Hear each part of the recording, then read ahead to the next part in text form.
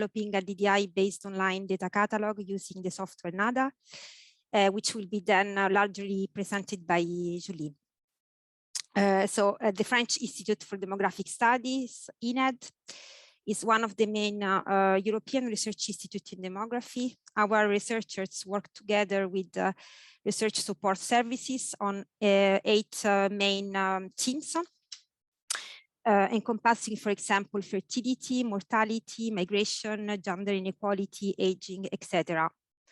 Around these topics, we produce survey data as well as demographic and contextual databases in the framework of both national and international projects. So the work presented today is done within the ENED's data lab. The data lab was created in 2019 to develop open data at ENED and to strengthen 2 types of activities. The maintenance of ENED demographic and contextual databases. We have, as of today, 11 databases, and access to ENED survey data in collaboration with the French archive Catalogue Projet de Diffusion. We maintain the survey catalog of the Generations and Gender Program, GGP, and ENED surveys catalog, which is developed so far using the software Nestar. So ENED catalog consists of about 250 items. Some of them can be accessed through Catalogue Projet de Diffusion portal. And the surveys cover a large variety of themes in the area of population studies, mainly related to families and living conditions.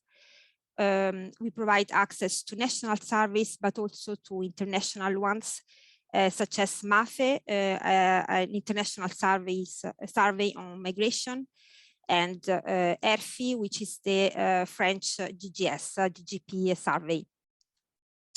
So why we needed a new catalog? The main reason is that Nestar, the software we use so far, is not maintained anymore. And we also took the chance to upgrade our DDI files to increase compliance to the FAIR principles, compliance to CESDA metadata model and control vocabularies, also in connection with the development of a new portal by Catalogue Projet de Diffusion. So the work presented today is the follow-up of last year's presentation, where we described our project that consisting of testing to 3 software solutions. Dataverse, NADA, and Collectica. So we have chosen already Collectica for GGP because GGP is a longitudinal panel survey, so we wanted to use DDI3 and Collectica. And today, Julie's presentation is structured in 4 parts. First, the outcome of the test and the comparisons between NADA and the Dataverse. Second, the work done to upgrade and migrate the DDI files to the new software. Third, the new data documentation workflow. And finally, she will showcase the new data catalog under development. So, Ariana. So as Ariana told you, we tested 2 software at ENED. So we installed the 2 of them on the ENED servers. So Dataverse, I'm not sure I need to present it, but it's a data and metadata catalog that was developed by Harvard that is more and more widely used in social sciences and in other fields too. And notably, it's used by CDHP, our lovely host for today's session, as this year's DDI session. NADA, which might be less known to you, was developed by the World Bank Group. It's also a data and metadata cataloging tool. It was, at first, it was focused on microdata, which is not the case anymore. And we have already used it at ENED for a project that was called DemoStaff, which was a project gathering demographics data on African countries. So we had 4 needs that we wanted to test those 2 software against. So the first one was we wanted to showcase ENED surveys and data better and especially have better search tools, because we realized that in EDDI it was hard for users to find other surveys than the one they were used to search on EDDI. And so it made some surveys not really used or not really reused or not really known. So that was very important to us. We also wanted to showcase metadata better in general, have a software that would be easy to administer. We're a small team here at EDDI, and we wanted the Julie Baron, who is the one responsible for producing the metadata, to be able to administer the catalog, and wanted to find an active developing team and or an active community of developers and or users. So those needs we try to translate into criterions that we evaluated DataVerse and NADA against. Of course, those are criterions that are specific to EDDI and specific to our needs, and it's not a way to unbiasedly evaluate them. But here you have some of the main criterions that were very important in the choice we made. So as you've seen by the title, we decided to go with NADA. So here are some of the reasons. So the first one is that it was easily installable and maintainable on net servers. So we depend on an IT team here at NET. So we needed to make sure that they would be able to install and maintain NADA on the servers. It's open source. It's based on the DDI Catalogue 2.5. It showcases all the metadata we produce, which was very important to us. And it also showcases variables metadata and allows to search them. And this also we really wanted to have in the catalog. So as I told you, it's not only for microdata, and you can add different types of data to NADA, which is nice. And it has a very user-friendly backend.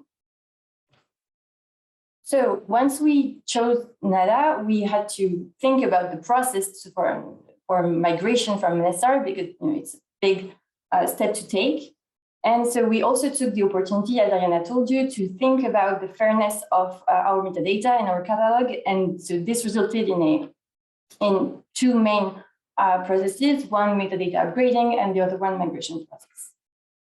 So regarding the upgrading of our metadata, so we wanted to comply to the SEDA metadata model and specifically to basic plus profile, which meant that we had to enrich our metadata. So this means both harmonizing existing DDI fields into controlled vocabularies or standards, and enriching existing DDI fields to make sure that they are comprehensible for users. In some cases, we also had to add new DDI fields in the metadata, and the last big step was to add, or will be to add permanent identifiers to all our services.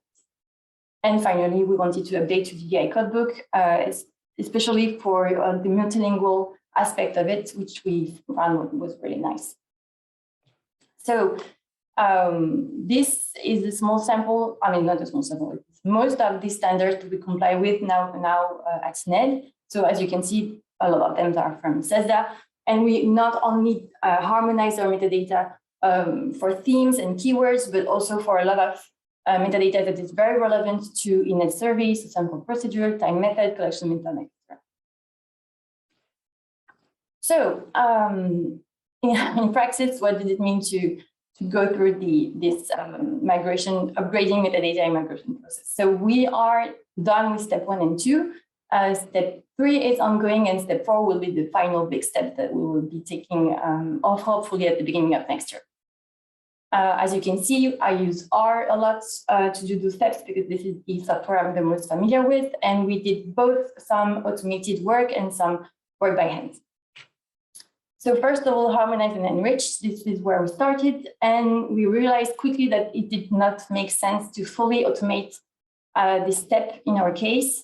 So as you may know, EDDI is also a data producer. So we not only document the surveys, we produce them, and we have a lot of variability between surveys and also between research teams in the documentation that the data gets from them.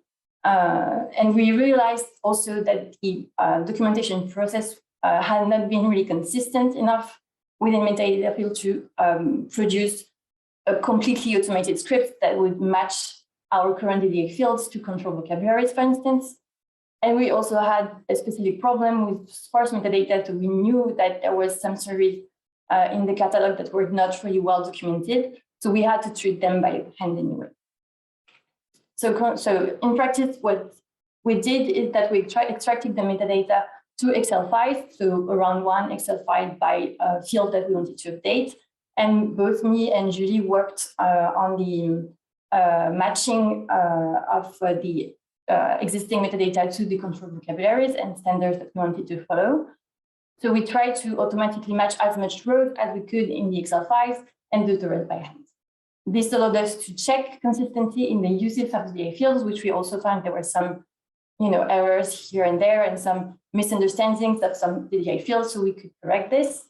We also took this opportunity to add new information to enrich sparse metadata. And we also took this opportunity to check metadata quality overall. Step 2 was to apply the changes to the metadata. So we had this bunch of Excel files that we had to extract the information from and put it into the DDI XMLs. So what we did is use an XSLT script applied with an R script with the XSLT package, and we did some minor corrections by hand. So here you can see a sample of what an XSLT script would look like. So the next step, or the step that I'm doing currently, is to assign DOI, so digital object identifiers, which are permanent identifiers that allow us to search and find the resource very easily.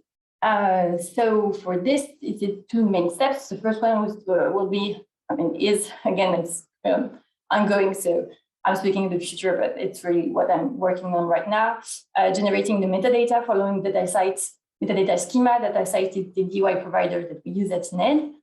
And then we will be able to generate the DOIs using the API from the dataset fabric. And the final step will be to publish to NADA. So again, I hope that we'll be able to do this by the beginning of next year. And so what this implies, is to extract related materials metadata from the DDIs and put them into an RDF file. And then thanks to NADA API and an R script, we'll be able to import both DDIs and RDFs to NADA that will create a page for each survey on the new catalog. And then we'll have some NADA housekeeping things to do, set data access rules, add survey website, add thumbnails when there are thumbnails to the surveys. And this, I'm not sure if we will do by hand or using the API.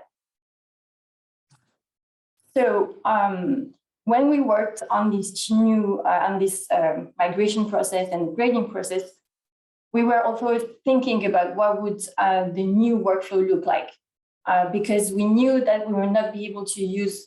We will keep using, an SR publisher because we don't really have an alternative to it. But it doesn't produce the DDI XML that we need to publish, and that we need and want, to publish on the catalog. So we started to think about what we hope the new process look like. Again, we're a small team here at EDDI, so this process had to take into account that we wanted Julie to have as much autonomy as she can. I'm not working full-time on the IT problems of the data lab, so she needed to be independent in some way. So first step, we will keep working with the SAP publisher to produce top-level survey-specific metadata.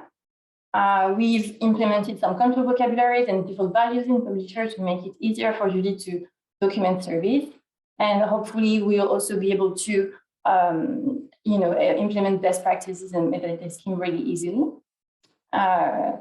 So yeah, this part we keep doing with the SAP publisher, and then we hope that we'll be able to automate variable metadata. I'm working on a script that should be able to do that. We tested it on one survey already, and it worked pretty well. But as I said earlier, there is some variability in what we get from researchers in general at EDDI, at the data lab, when we start documenting surveys. So, it's not a one-size-fits-all script that I produced.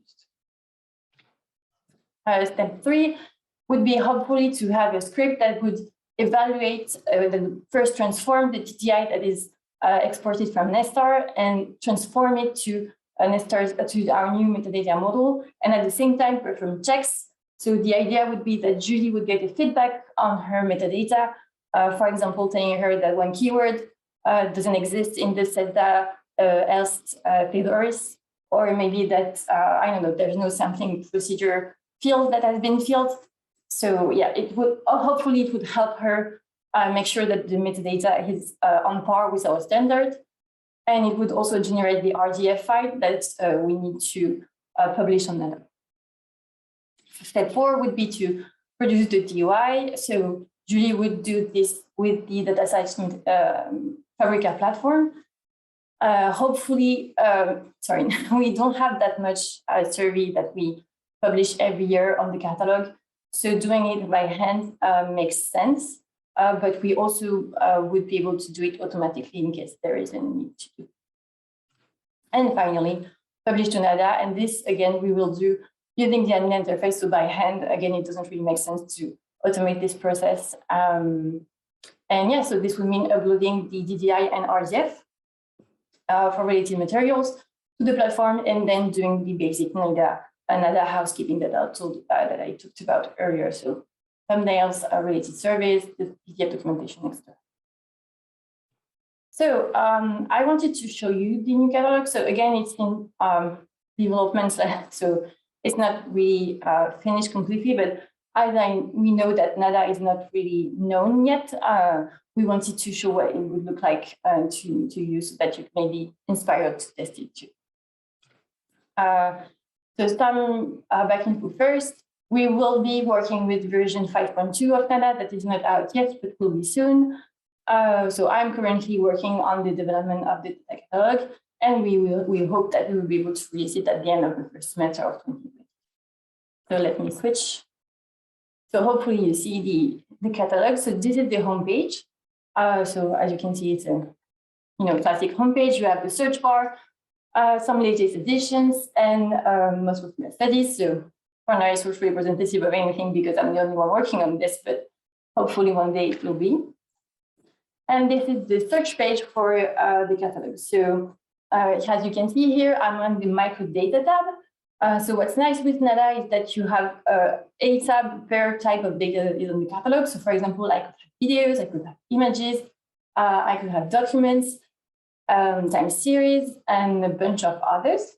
So of course, at EDDI, for now on the survey catalog, we have mostly surveys, so microdata, but here I put a contextual database so that you can visualize what would be on the catalog. So yeah, a basic list of surveys. And here you have a nice feature of NADA, which is the facets, and you can customize them to the tab you're in. So the facets that are in the tables tab are not the same as the ones that are in the microdata, and you can also personalize the old tab facets.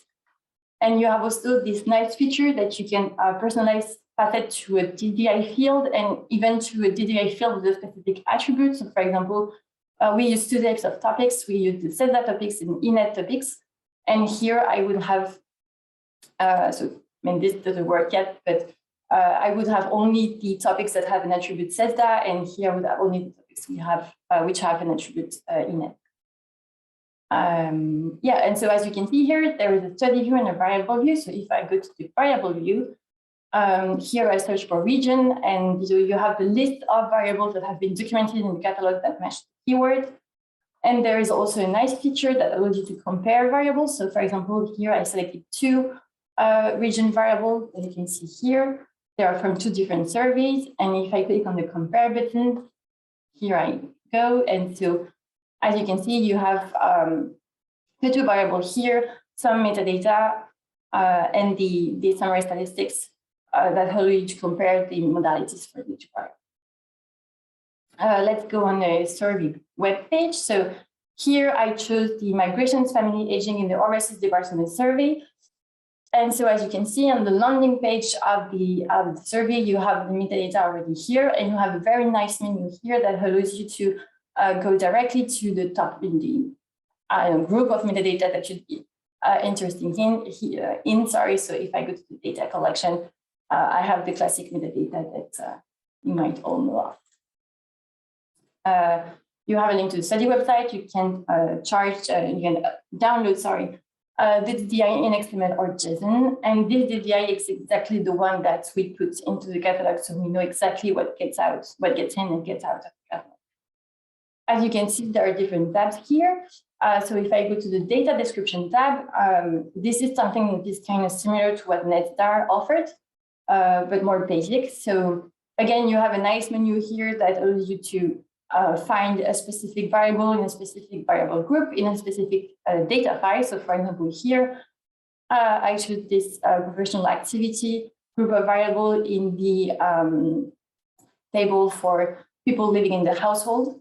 And so as you can see, I choose a random variable, which is which professional situation are you in? And so again, you have some metadata, the editor question, some summary statistics, and some additional metadata that could be useful to understand the context of the variable. Next tab would be the downloads tab, which is where you would link all the related materials. So this is what the comes from the RDF. You can do it by hand and not upload the RDF, but it's easier to do it with an RDF. It takes less time. So you can add some metadata here if you need to, and people can download the documentation they want. And finally, we have the Get Macrodata tab, which is where if the data was readily available in the catalog would be the download link for the data, but here it's data available through Catalogue Projet. So you have the link to go to Catalogue Projet. Yes, this is what I wanted to show you on the catalog, and thank you for your attention, and please don't hesitate if you have questions.